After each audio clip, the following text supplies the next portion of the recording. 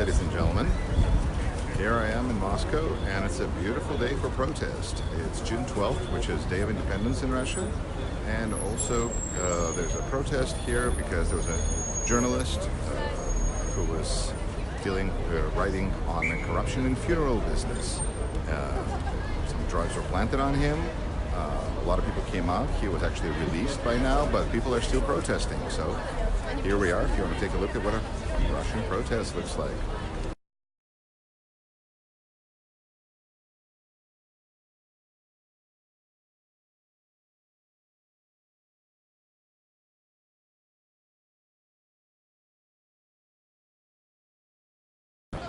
This would be the bus with it.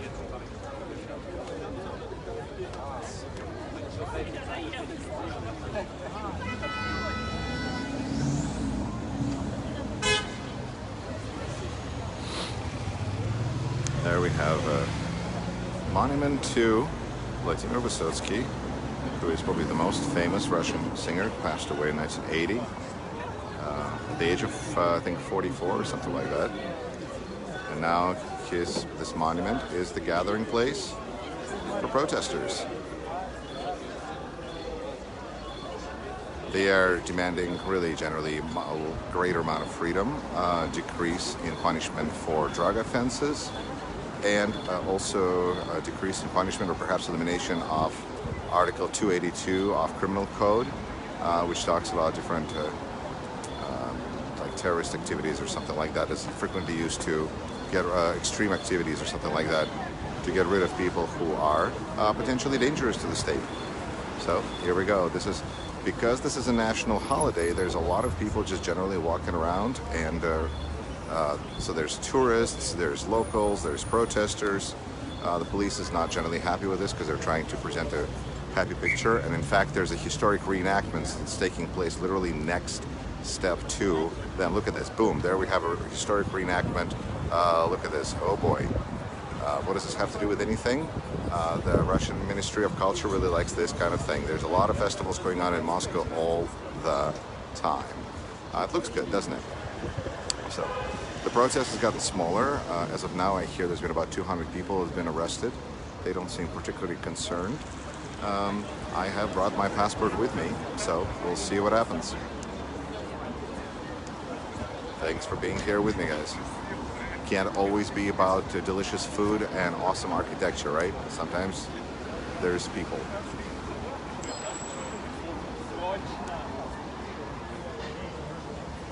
Sometimes it seems like there's as many protesters as there are journalists, and I think journalists, sometimes there's even more than protesters, but people are trying to kind of mingle around and not appear to be protesting except for those handful, because it's just potentially dangerous, so everyone plays the part of a reporter, as am I.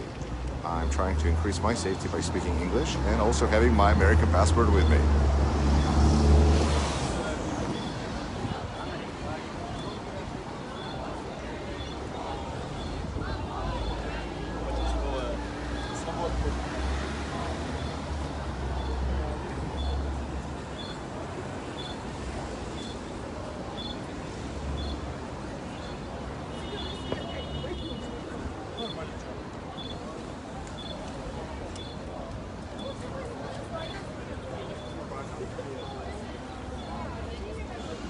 Hey, Becky. Here's what a Russian protest looks like.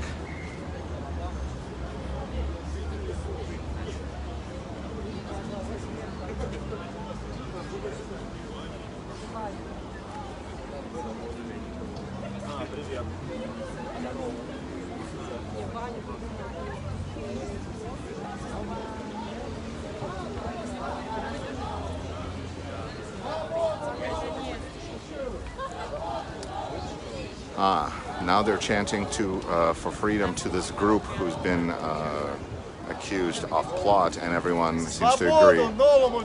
Yes, Svoboda Novому Velичию means that freedom to new greatness. New greatness was a totally set-up case that, as a result, ensnared several young people who these folks are chanting to give freedom to.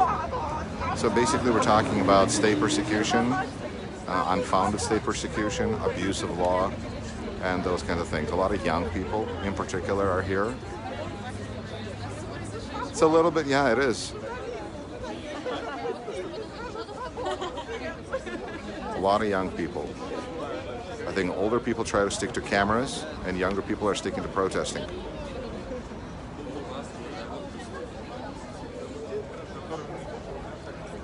And in the middle of all this, there's just people walking around with kids and trying to get through.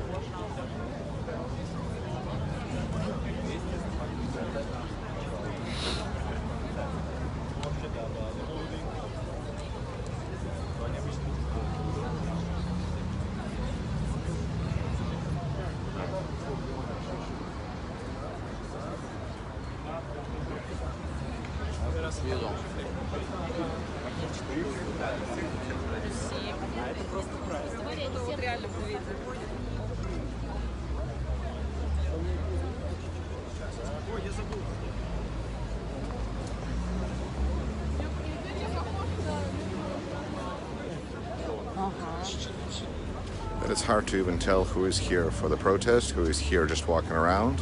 And that's kind of the point of the protest, is that it allows for slightly greater safety for people by mixing with everybody. So you don't quite know who's protester, right? I'm not a protester, I'm just walking through. And only a handful of people are daring to stand up and start chanting something. We're talking about like 6, 7 people there. Very small number. Yes, we do need young people to get active, because it's their country and it's their future. And even though many people I talk to here all try to figure out how they can get out of here, many people just don't have a way to get out of here, in which case you might as well make this place better, right?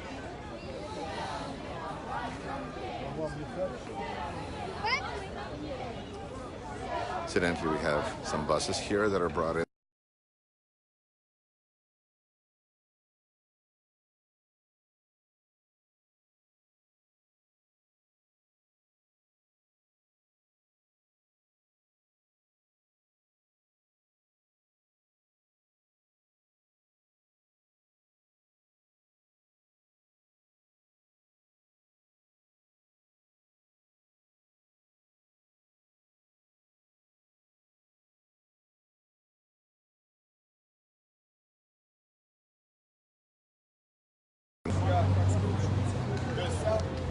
This protest is about Ivan Golunov. Ivan Golunov was actually already released, so now we're talking about just people gathering, and in fact, half the protest organizers slili, so said, no, we got what we wanted, so we're not really interested in being here anymore. And the rest of the organizers said, no, we still need to come out because there's political prisoners. So it's fundamentally about political prisoners and beyond that, because every protest ends up drawing, as you can imagine, lots of different people with all of their issues. There were some protesters originally I saw that were actually as I was coming here on the broadcast on the internet, they were just upset about being cheated out of some investment and thrown out on a street out of their apartment. So that's, just protesters for everything. But the main idea is for political prisoners, and it's mostly young people.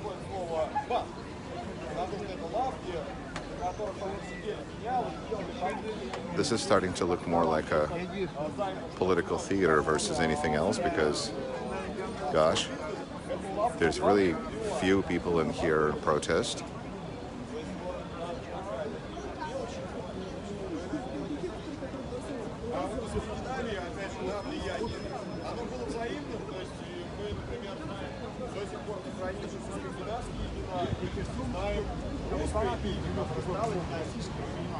I remember being in Wisconsin in 2011 at the Capitol, marching with protesters, and it felt great because we felt safe.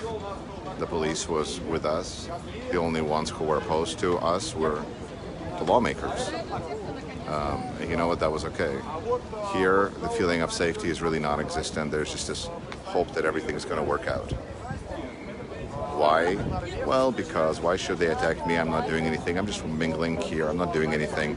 Lots of lookers, exactly, because people want to seem like lookers instead of protesters, but they really are looking. This is a crowd looking for a leader. What can I say? The main man who is known as somebody who would be involved with a lot of protesting, Alexei Navalny, has actually already been arrested about 2 hours ago, and he's just basically spending his time. He's under arrest, and so the main person who could be potentially a leader of this is just not present. So this is a crowd of dissatisfied youth looking for somebody to give them a command, really.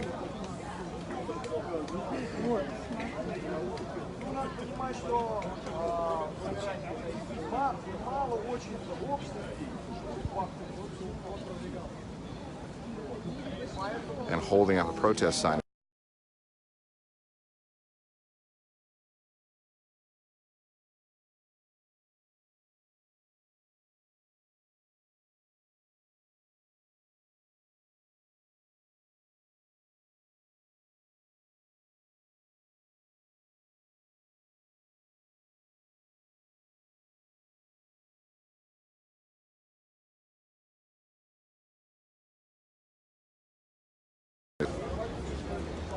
Who is the speaker? There are no speakers.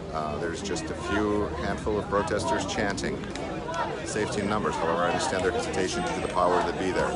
Yes, right across the street from me are a couple of buses of police that are. That's what people that when they get arrested, they get thrown into that bus. So the bus is here, and people are very uncertain about what's going to happen. So they're being very cautious, but they still are protesting. You know, I would think that if everybody just really not rushed, but offered themselves to be arrested, then there would be nothing because there's more people that could be arrested. But people are afraid of losing jobs. Or, as long as people are afraid of losing things, they can be controlled. When people feel like there's nothing they can lose, then they're harder to control.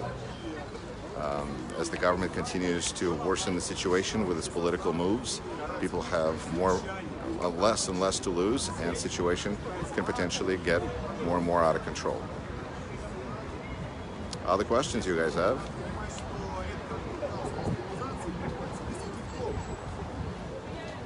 See the blue buses behind me there? The white buses with blue stripes? That's their arresting buses.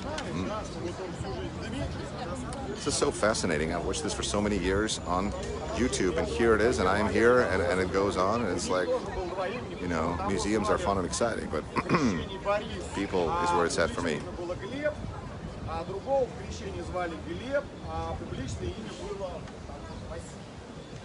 Oh, the speaker over there on the ship is a historical reenactment who's an actor who's telling us some history lesson about something or other. Some kind of baptism.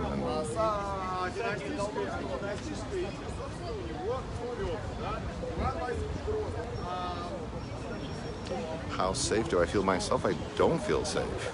I feel like I'm doing something that's valuable because I'm showing this to people that are my friends who may not know what's going on, and now they have an idea, so I feel useful and valuable. I don't particularly feel safe. I do have my American passport in my back pocket because having identification is super important. But what can anything happen? Anything can happen.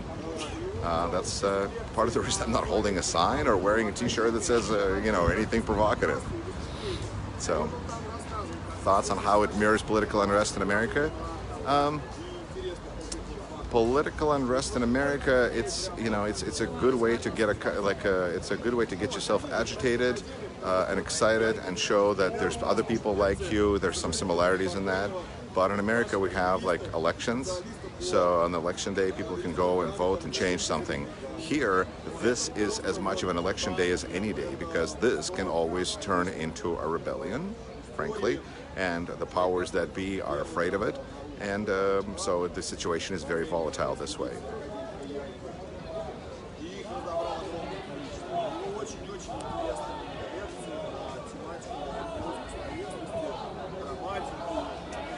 Keep your passport close. That's right. That's right. That is my safety pass, although, there's nothing guaranteed, but at least I have my American passport, something I've always wished for when I was here.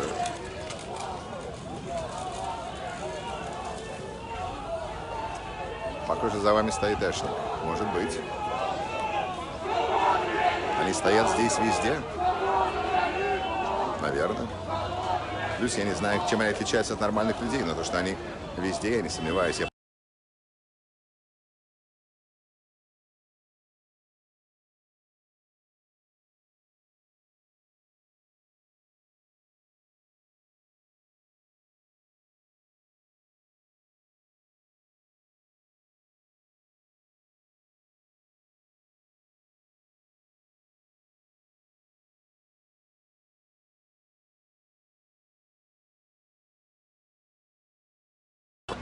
Well,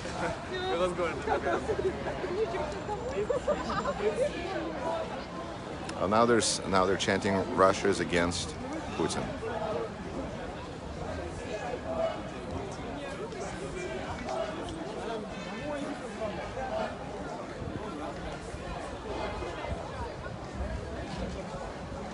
This protest was supposed to have ended about an hour and a half ago, and this is not a sanctioned protest, so that makes people extra nervous. Oh, now they're chanting Putin is Russophobe, meaning Putin is against Russia.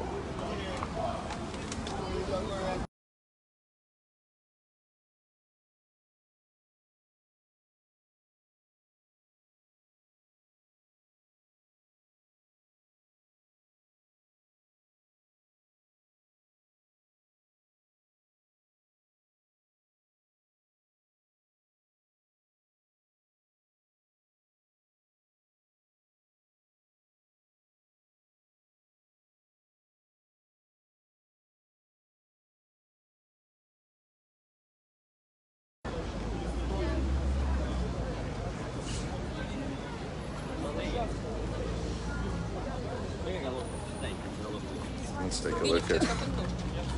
It's a beautiful square, by the way. Not a street I actually know well. I never was here as a kid, but this is like a garden circle. So you have this pathway, avenues of park going around, making a circle.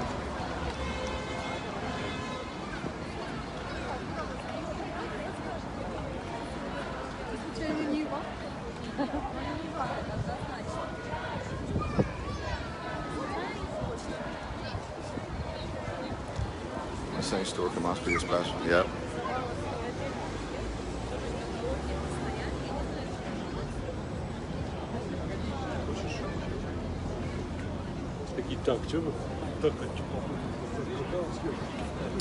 Now people are gathering again.